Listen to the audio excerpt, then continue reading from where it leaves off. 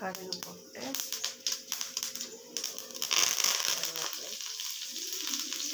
இடித்த பழுத்த மிளகா, வெங்காயம், இஞ்சி பூண்டு,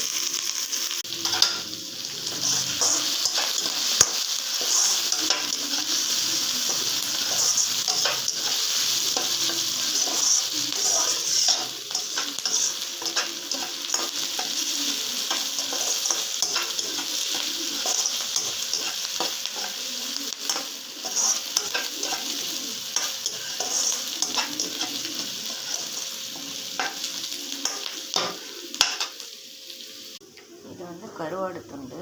இது சுடுதண்ணியில் போட்டு நான் இதில் இருக்க உப்பெல்லாம் ஊற வச்சு எடுத்துருக்கேன். இப்போ நம்ம இதை ஸ்லைஸாக கட் பண்ணிக்கலாம்.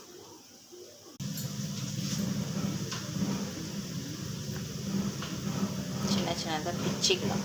அது அப்படியே சொலையாக வருது, சின்ன சின்னதாக. நம்ம கட் பண்ணாமல் அப்படியே பிச்சிக்கலாம், பூவாட்டம் உதிர்றதுக்கு.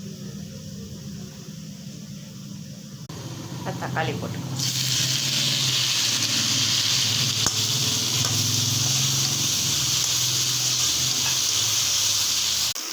கருவாடு துண்டுங்களை போட்டுக்கலாம்.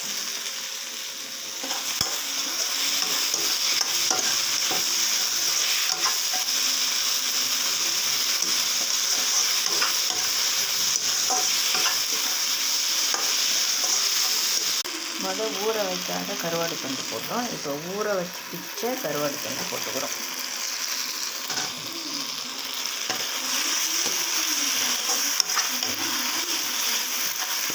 மிளகாத்தூள் போட்டுக்கலாம். புளி கரைச்சி ஊற்றிக்கலாம்.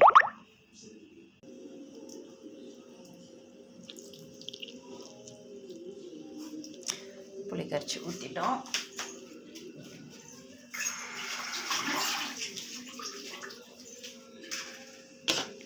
நல்லா வதக்கி விட்டுட்டு கொதிக்க விடலாம். கருவாட்டில் இருந்த உப்பே போதுமானதாக இருக்குது. அதனால் நம்ம அப்படியே இதை வதக்கி மூடி வச்சிடலாம்.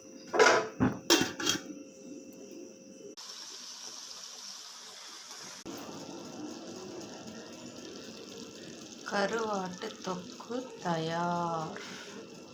அந்த கருவாட்டில் இருந்த உப்பே